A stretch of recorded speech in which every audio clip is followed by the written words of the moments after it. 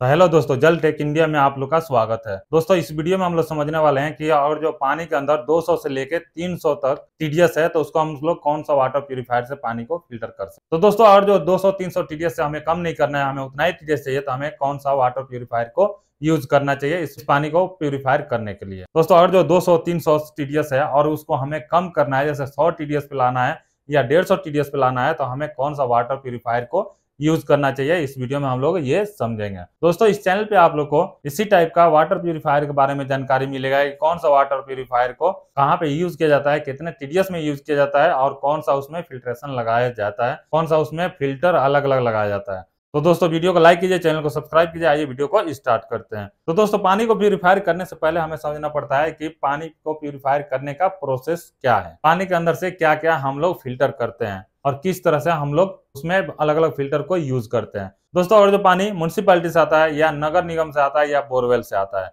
तो सबसे पहले इसका प्रोसेस क्या होता है पानी को फिल्टर करने का, सबसे पहले ये समझना जरूरी है। और ये आप समझ जाते हैं तो कौन सा वाटर प्यूरिफायर को किस में लगाना चाहिए आप लोग को क्लियर समझ में आ जाएगा। उनका पानी और जो आ रहा है पाइपलाइन द्वारा हमारे घर पे ट्रीटमेंट किया जाता है केमिकल द्वारा, उसमें बहुत सारा ऐसे केमिकल यूज किया जाता है, जैसे कि क्लोरीन हो गया, सोडा एस हो गया, हाइड्रेक्स हो गया।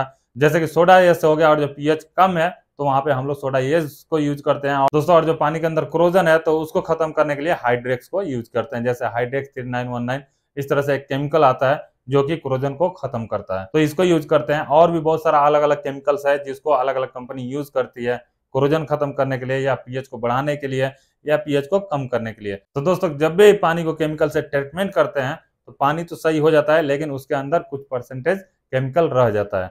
तो दोस्तों, जब भी हम पानी को प्यूरिफायर करते हैं तो इन केमिकल को हटाने के लिए यूज किया जाता है कार्बन फिल्टर, जिसको हम लोग बोलते हैं प्री कार्बन फिल्टर। इस प्री कार्बन फिल्टर को हमें लगाना होता है। तो दोस्तों, इससे पहले एक और फिल्टर हम लोग यूज करते हैं जिसको बोलते हैं हम लोग सेडिमेंट फिल्टर या कार्ट्रेज फिल्टर। दोस्तों, इस कार्ट्रेज फिल्टर को इसीलिए लगाया जाता है कि जब भी पाइपलाइन द्वारा पानी आता है उसके अंदर कोई भी ऐसा पार्टिकल, ऐसा उसके अंदर गंध या रस्ट या डस्ट ऐसा कुछ भी है तो उसको ये छान लेता है। ये 5 माइक्रोन का लगाया जाता है और 5 माइक्रोन से ऊपर कुछ भी है तो ये छान लेता है। दोस्तों, यहाँ से पानी फिल्टर होने के बाद जाता है कार्बन फिल्टर में। और दोस्तों, कार्बन फिल्टर पानी के अंदर से जैसे वायली हो गया या कोई भी केमिकल हो गया, स्मेल हो गया, ये इसको छान लेता है। दोस्तों, और जो हमें टीडीएस कम नहीं करना है तो हम लोग यूज करते हैं अल्ट्रा वाटर प्यूरिफायर को। जो पानी का टीडीएस है उसको ये नहीं छानता है, उससे बड़ा और जो कुछ भी है तो उसको ये छान लेता है, उसको क्लीन कर देता है। इसलिए हम लोग आते हैं अल्ट्रा वाटर प्यूरिफायर। दोस्तों, अल्ट्रा वाटर प्यूरिफायर का मेम्ब्रेन खराब नहीं हो इसलिए यूज करते हैं सेडिमेंट फिल्टर और कार्बन फिल्टर। ऐसा नहीं है कि वो पानी को फिल्टर नहीं कर सकता, वो केमिकल को नहीं हटा सकता, हटा सकता है। केमिकल भी बहुत सारा ऐसा है जिसको हटा सकता है और रस्ट इनको भी हटा सकता है, लेकिन इसको इसीलिए यूज किया जाता है कि अल्ट्रा फिल्ट्रेशन का जो मेम्ब्रेन है उसको लॉन्ग टाइम तक चला सकते। सेडिमेंट फिल्टर और प्री कार्बन फिल्टर का कॉस्ट कम होता है मेम्ब्रेन का, जो अकॉर्डिंग देखा जाए तो बहुत कम होता है, इसलिए हम लोग इसको यूज करते हैं। और इसको यूज करके जो अल्ट्रा वाटर प्यूरिफायर का मेम्ब्रेन है उसको लॉन्ग टाइम तक चलाते हैं। तो दोस्तों, कभी भी और जो किसी भी वाटर प्यूरिफायर से पानी को फिल्टर करते हैं तो पानी को फिल्टर करने के बाद में पानी का जो टीडीएस है उसको बिल्कुल चेक करना चाहिए और पीएच है उसको भी बिल्कुल चेक करना चाहिए। दोस्तों, और जो पीएच थोड़ा बहुत कम है तो वहां पे हम लोग लगा सकते हैं मिनरल्स फिल्टर, और जो बहुत ज्यादा पीएच कम है तो वहां पे अल्कलाइन फिल्टर लगा के पीएच को मेंटेन कर सकते हैं। तो दोस्तों, ये तो हो गया हमें टीडीएस कम और जो नहीं करना है तो हमें अल्ट्रा वाटर प्यूरिफायर को यूज करना चाहिए इन फिल्टरों के साथ में। लेकिन टीडीएस कम करना है तब हमें क्या यूज करना चाहिए, जैसे कि आप लोगों को पता है कि आरओ वाटर प्यूरिफायर को लगाने से टीडीएस कम हो जाता है, लेकिन आरओ वाटर प्यूरिफायर को लगाने से टीडीएस कम हो जाता है तो कितना कम हो जाता है दोस्तों। और जो 200-300 टीडीएस वाला पानी को आरओ वाटर प्यूरिफायर से और जो फिल्टर करते हैं तो उसके बाद और जो टीडीएस आप चेक करते हैं तो 10, 20, 30 इतना ही मिलेगा, इससे ज्यादा नहीं मिलेगा।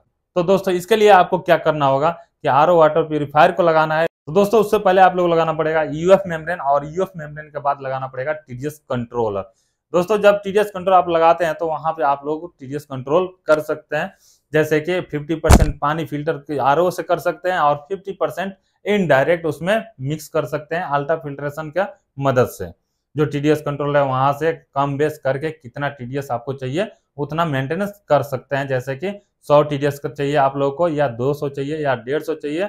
आप इस तरह से आरओ वाटर प्यूरिफायर से पानी को फिल्टर करके और टीडीएस को मेंटेन कर सकते हैं। दोस्तों, जो सेडिमेंट फिल्टर होता है या कार्बन फिल्टर होता है ये कॉमन होता है, ये हर एक वाटर प्यूरिफायर में लगाया जाता है। एवन और जो यूवी लगाते हैं, सिर्फ यूवी लगाते हैं, तो वहां पर भी इसको लगाना चाहिए। जैसे कि इससे बहुत सारा स्मेल, गंध और उसमें का केमिकल्स ये निकाल देते हैं। तो इसलिए ये कॉमन होते हैं। एक कहीं पर भी वाटर प्यूरिफायर कर रहे हैं तो उसको लगाते हैं। एवन कोई वाटर प्यूरिफायर नहीं लगाते हैं और जो आप अपने वॉशिंग मशीन में भी इसको यूज करते हैं तो आपके लिए बेस्ट होगा। और जो आप अपने टैंक में यूज करते हैं, जैसे म्यूनसिपैलिटी का पानी आ रहा है और उससे पहले, और जो टैंक में आप अपना टैंक भरते हैं तो आपका टैंक भी बहुत लॉन्ग टाइम तक क्लीन नहीं करना पड़ेगा। तो ये फिल्टर बहुत काम के हैं और जो आप लगाना चाहते हैं तो अलग अलग भी लगा सकते हैं और वाटर प्यूरिफायर में भी इसको लगा सकते हैं।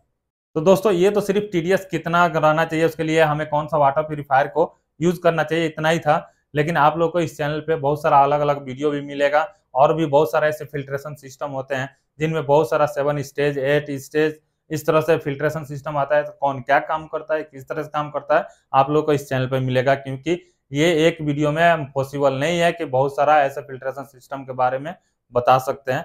दोस्तों और एक चीज, इस चैनल पे आप लोग को जो पंप हमारा होता है उसके बारे में भी वीडियो मिलेगा। जैसे कि जो ऑटो सिस्टम किया जाता है और जो हमें अपना टैंक भरना है पंप द्वारा, तो हम कैसे करेंगे कि ऑटो सिस्टम पंप चलेगा, ऑटोमेटिक टैंक को भरेगा, खाली होगा, भरेगा, खाली होगा। इस तरह से ऑटो सिस्टम एक बार स्विच ऑन करके भूल जाना है दोस्तों। और हमारा जो फॉर्म होता है, जैसे कि मुर्गी फार्म है, वहां पे और जो हमें पानी को भरना है तो पंप दूर है और वहां पे हमें बल्ब द्वारा खोल के भरना है। तो ये सिस्टम भी है कि आप बल्ब बंद करेंगे तो आपका मोटर बंद हो जाएगा और जो आप बल्ब ओपन करेंगे तो आपका मोटर चालू हो जाएगा। और आप अपना फार्म में भी ऐसा कर सकते हैं कहीं पे, अगर जो आप सब्जी का फार्मिंग करते हैं वहां पर भी और जो आपको पानी डालना है तो वहां पर भी ये सिस्टम काम करेगा। ऐसे आप लोगों को इस चैनल पे भी वीडियो मिलेगा। तो दोस्तों वीडियो में कुछ भी अच्छा लगे तो वीडियो को लाइक कीजिए, चैनल को सब्सक्राइब कीजिए और मिलते हैं नेक्स्ट वीडियो में किसी और नया टेक और टॉपिक के साथ। तब तक के लिए बाय बाय।